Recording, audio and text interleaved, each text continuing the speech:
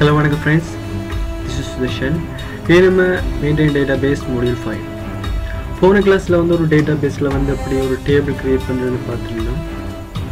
அப்ப இந்த கிளாஸ்ல பார்க்க போறது அந்த டேபிளோட கண்டினியூவா இன்னொரு டேபிள்ஸ் கிரியேட் பண்ணி அந்த டேபிள்ஸ்களுக்கு இடையில இந்த மாதிரி நம்ம சில ப்ராப்பர்ட்டிஸ் ஃபீல்ட்கள் ஆட் பண்ணி போடுற பிரைமரி கீ ஃபாரின் கீ சம்பந்தமா பார்க்கலாம் இந்த கிளாஸ்ல. ஓகே, டைரக்டா நம்ம ஆல்ரெடி கிரியேட் பண்ண டேட்டாபேஸ் உள்ள போய்க்கோங்க फ्रेंड्स. module 5 NVDA நம்ம கிரியேட் பண்ண டேட்டாபேஸ். அந்த டேட்டாபேஸை டபுள் கிளிக் பண்ணிக்கொள்றேன். பார்த்து முடிச்சுனா ஆல்ரெடி நான் சொல்லியிருக்கேன். கோர்ஸ்ன்ற ஒரு டேபிள் நம்ம கிரியேட் பண்ணியிருக்கோம். Okay, close. பார்த்து முடிச்சுனா இதில் நம்ம இப்போ லிஸ்ட் பண்ணி முடிச்சுனால் course number, course name, course fees, duration, index number. Okay, ஒரு 5 ஃபீல்ட் கிரியேட் பண்ணியிருக்கோம். அதே போல் மற்றொரு டேபிள் கிரியேட் பண்ண போகிறோம் அப்படின்னு சொன்னால் அது ஸ்டூடெண்ட் சம்மந்தப்பட்ட இன்ஃபர்மேஷன். அதாவது இண்டெக்ஸ் நம்பரை அடிப்படையாக வச்சு ஒவ்வொரு ஸ்டூடெண்ட்டுக்கும் சில ஃபீல்டுகள் ஆட் பண்ணிக்கொள்ளலாம். நான் கிரியேட்டிவ்குள்ளே போய்க்கொள்கிறேன். பார்த்துக்கொள்ளுங்க ஃப்ரெண்ட்ஸ், அதே விஷயம்தான் டேபிள் டிசைன். இந்த டேபிள் டிசைனுக்குள்ளே நான் ஃபர்ஸ்ட் ஸ்டெப் கொடுத்துக்கொள்கிறேன். அதே மாதிரி அங்கே பார்த்த முடிச்சோன்னா முக்கிய ஃப்ரெண்ட்ஸ், இங்கே இண்டெக்ஸ் நம்பர், அதாவது இங்கே 2 டேபிளை ரிலேஷன்ஷிப் பண்ணுறேன்னு சொன்னால் அந்த 2 டேபிள்கள்லையும் ஒரு பொதுவான ஒரு பிரைமரி கீ இருக்கணும். அந்த ஒரு பொதுவான பிரைமரி கீ அங்கே இருக்கிற ஒரு பொதுவான ஃபாரின் கீ நம்ம அந்த 2 கீகளுக்கும் இடையிலான ஒரு தொடர்பு தான் அந்த ரிலேஷன்ஷிப் பண்ணி வரும். அந்த அடிப்படையில் இப்போ என்ன செய்ய முடிச்சுன்னா பார்த்துக்கொள்வோம். இப்போ டேபிள் 1 இருக்கார். நம்ம இனிமேல் டேபிளுக்கு பேர் கொடுக்காதால டேபிள் 1 நம்ம நேம் கொடுக்கலாட்டி அவர் டிரெக்டாக என்ன செஞ்சிடுவாருன்னு டேபிள் 1 டேபிள் 2 அப்படி கிரியேட் பண்ணிக்கிட்டே போய்ப்பேன். அப்போ இந்த அடிப்படையில் பார்த்து முடிச்சுன்னா ஃப்ரெண்ட்ஸ், இங்கே டேபிள் 1ன்றதில் நான் என்ன செய்ய பண்ணிச்சுன்னா ஃபீல்டு நேம் கிரியேட் பண்ண சொல்லுவேன். அங்கே இண்டெக்ஸ் நம்பர் ஹெட்டில் கொடுத்துருக்கேன். Index underscore number. ஓகே, அவரை நம்ம என்ன செஞ்சுருக்கோம்னு சொன்னால் நம்பரில் கொடுத்துருக்கோம். அதை அப்படின்னு சொன்னால் நம்பரில் கொடுத்துருக்கோம். அப்போ அந்த அடிப்படையில் பார்த்தோம்னு சொன்னால் இவரையும் நம்பரில் கொடுத்துக்கொள்ளலாம். அப்போ ஒரு ஸ்டூடெண்ட் சம்மந்தப்பட்ட ரெக்கார்ட்ஸுகளை யூனிக்காக ஐடென்டிஃபை பண்ணுறதுக்கு தனித்துவமான ரெக்கார்ட்ஸை மெயின்டைன்ஸ் பண்ணுறதுக்கு பயன்படுத்தப்படுற கீ தான் இந்த ப்ரைமரி கீ. அதில் பார்த்தோம்னா இந்த இண்டெக்ஸ் நம்பரை போட்டுக்கொள்ளலாம். மற்றவர் பார்த்தோம்னா நேம், அதாவது student name, ST name. Okay, ST name இவரை ஹெட்டில் கொடுத்துக்கொள்கிறேன். அடுத்த பார்த்தோம்னா ஃப்ரெண்ட்ஸ் அவருக்குரிய அட்ரஸ். ஓகே, அவர் டெக்ஸ்ட். மற்ற டேட் ஆஃப் பர்த், DOB என்று ஷோட்டாக போட்டுக்கொள்கிறோம். டேட் ஆஃப் பர்த் அவருக்கு நம்மளுக்கு பொருத்தமான டேட் அண்ட் டைம். இதில் பார்த்துக்கொள்ளுங்க. இண்டெக்ஸ் நம்பர் நீங்கள் லோங்கர் கொடுக்க போகிறீங்களா, இன்டிஜர் கொடுக்க போகிறீங்களா, ஸ்டூடெண்ட் நேம் ஒரு எத்தனை கேரக்டர்ஸ் கொடுக்க போகிறீங்க. நான் உதாரணத்துக்கு ஒரு 30 கேரக்டர்ஸ் கொடுத்துக்கொள்கிறேன். அதே மாதிரி அட்ரஸ், ஓகே, ஒரு 50 கேரக்டர்ஸ் கொடுத்துக்கொள்கிறேன்.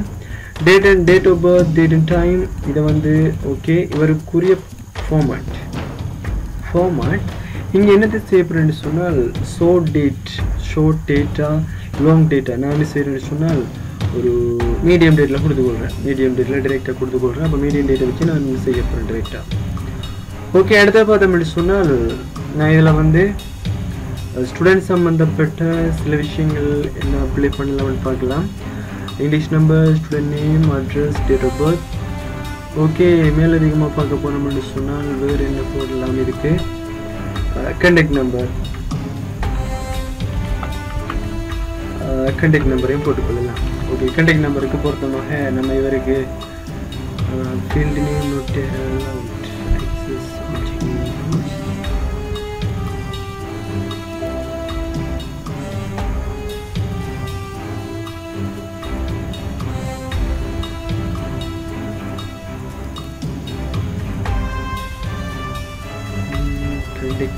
இது டிஃபால்ட்டான நேம் டிரெக்டாக கண்டக்ட்.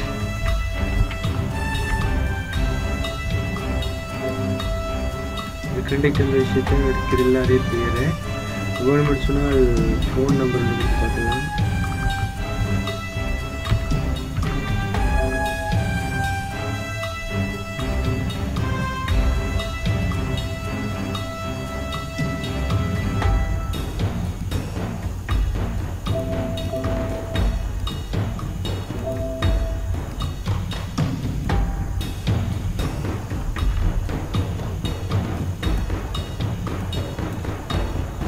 நம்பர் என்ற விஷயத்தை எடுக்கிறதில்ல. இப்போ பார்த்துக்கொள்ளுங்க ஃப்ரெண்ட்ஸ், வந்து சில வேலை பார்த்தீங்கன்னு சொன்னால் எக்ஸல் டேட்டாபேஸில் வந்து சில விஷயங்களை வந்து டிஃபால்ட்டாக எடுக்க மாட்டார். உதாரணத்துக்கு நேம்ன்ற ஒரு பெயரை கொடுத்தோம்னு சொன்னால் அதில் எடுக்க மாட்டார். அது வந்து ரிசர்வ் பண்ணப்பட்ட பெயர். உதாரணத்துக்கு ரிசர்வ் பண்ணப்பட்ட விஷயம் என்னென்னு சொன்னால் வர கிளாஸ்களில் பார்க்கலாம். ரிசர்வ் பண்ணுறதுன்னு சொன்னால் என்னென்னு சொன்னால் ஒரு குறிப்பிடப்பட்ட பெயர் வந்து ஃபிக்ஸட் ஆகிட்டுன்னு சொன்னால் அந்த பெயரை வந்து நம்ம இன்னும் நிறைய இடத்துல யூஸ் பண்ணலாம். BB.NETலேயும் கூட அந்த என்ற எழுத்தை வந்து சில டைமில் எடுக்க மாட்டார். என்னென்னு சொன்னால் அது ஒரு ரிசர்வ் பண்ணப்பட்ட ஒரு கேரக்டர்ஸ். அப்போ அந்த மாதிரி சில பெயர் வந்து எடுக்க மாட்டார். நீங்கள் கன்ஃபியூஸ் ஆகுதில்ல, நேமை வந்து நம்ம சேஞ்ச் பண்ணி கொள்ளலாம்.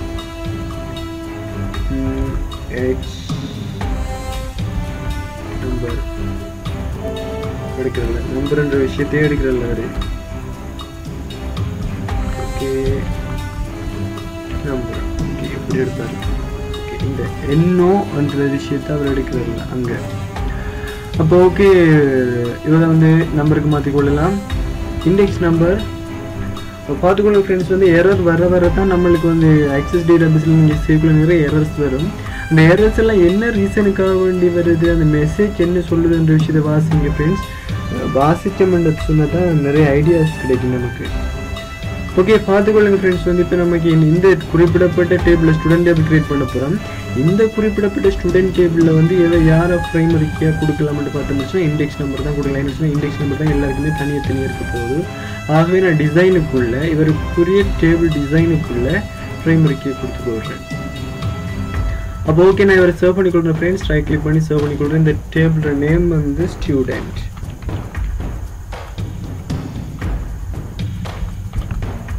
Okay student table create பண்ணிக்கொள்கிறேன்.